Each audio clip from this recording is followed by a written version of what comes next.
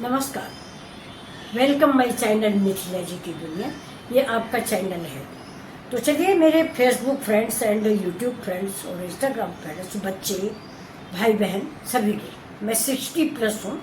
तो करीब करीब या तो बच्चे हैं या मेरे भाई बहन। तो शिवरात्रि, ये सावन के सोमवार चल रहे हैं। हाँ, दूसरा सोमवार है। सबको बहुत बहुत बधाई है। हमारे घर में सभी फास्ट हैं। तो मैंने सिंगाड़े की पूरी बनाई थी और लौकी की खीर बनाई थी, आलू फ्राई किया था, मूंगफली उबाली थी। वो सब अभी नाश्ता करके बैठे हैं। अचानक याद आया कि सावन के सोमवार में हमारे लोगों के यहाँ, यानी सावन को सोमवार नहीं, पूरे सावन भर कांवड़ यात्रा चलती है।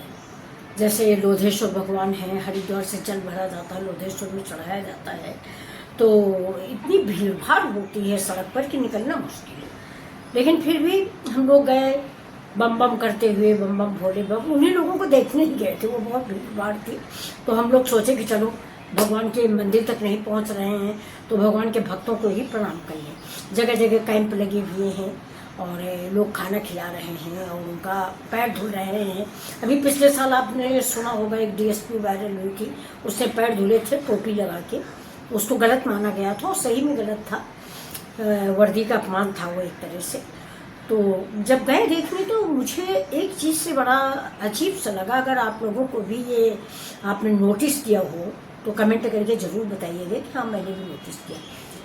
कई गर्भवती महिलाएं और तो और है 15-16 साल की लड़कियां, इतनी लड़कियां फुल मेकअप और साथ में गंगा जल की घड़ा कंधे पे रखे हुए, बड़ा अजीब सा लगा मुझे।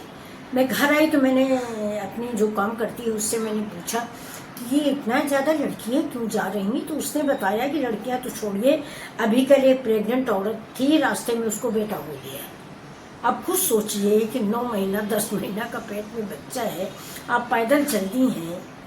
भाई, मेरा मानना तो कुछ दूसरा है, आप लोग सपोर्ट करें या ना करें। मेरा मानना ये है कि वैष्णो देवी मैं जाती हूँ, ठीक है कि वहाँ उनकी मान्यता है। देवकी नंदन जी बताते हैं कि घर में और बाहर में फर्क होता है, सही है। लेकिन मेरा मानना ऐसा नहीं है। मैं तो सोचती हूँ कि शायद, आप लोग बुरा मत मानिएगा, 2-3% लोग ऐसे हैं जो माता रानी की सेवा में वैष्णो देवी चले जाते हैं। ज़्यादातर लोग पिकनिक पे जाते हैं, घूमने जाते हैं। अगर गलत कह रहे हो तो बताइएगा। मैं तो भाई, घर में मेरा छोटा सा मंदिर है, मेरे छोटे से भोले बाबा हैं। मैं दिन भर उनसे प्रार्थना करती हूँ कि मेरी गलतियों को क्षमा करते रहना। मैं ये मानती हूँ कि यहाँ गाजियाबाद में मंदिर है दूधेश्वर नाथ, बहुत मशहूर मंदिर है। लेकिन मेरी जैसे उम्र वाले जाए तो गिर पड़े तो उठ भी ना पाए। तो जब वहाँ भीड़ भाड़ ख़त्म होती है तब मैं जाती हूँ, पूजा करके आराम से बैठ के 10 मिनट ओम नमः शिवाय का जाप करती हूँ, पूरा मंदिर घूमती हूँ। लेकिन इस समय भीड़ भाड़ में नहीं भी है। तो हमारी जो काम वाली है उसका भाई ऋषिकेश गया था हरिद्वार से जल लेके। अब गाजियाबाद पहुँचते पहुँचते उसकी हालत खस्ता हो गई, न खाना न पीना, बीमार अलग हो गया। तो क्या फ़ायदा जब मन में भगवान निकल ही नहीं रहे हैं, पेट में रोटी रोटी की मांग उठ रही है, या पेट में कलुषित विचार आ रहे हैं। 10 ठो लड़कियाँ हाफ पैंट पहन के साथ में चल रही हैं, ये कहाँ का? मेरी समझ तो नहीं आता भाई। पता नहीं कैसे गार्जियन है भाई।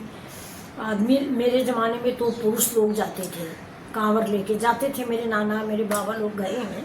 कहाँ गए थे मैं आपको बताऊँ, बैद्यनाथ था, गोरखपुर तक ट्रेन से, इसके बाद फिर पैदल यात्रा किया था। महीनों में आना जाना होता था उस ज़माने में।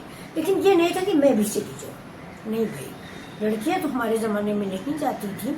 मैंने तो कल देखा तो मुझे अच्छा भी लगा पहले, लेकिन बाद में मैं सोचती रही कि मतलब लड़कियों का जाना तो उचित नहीं है, क्योंकि मंदिरों में इतनी भीड़ होती है, इतनी भीड़ होती है कि कैसे जल चढ़ा पाएंगी बिना किसी धक्का मुक्की के, बिना किसी।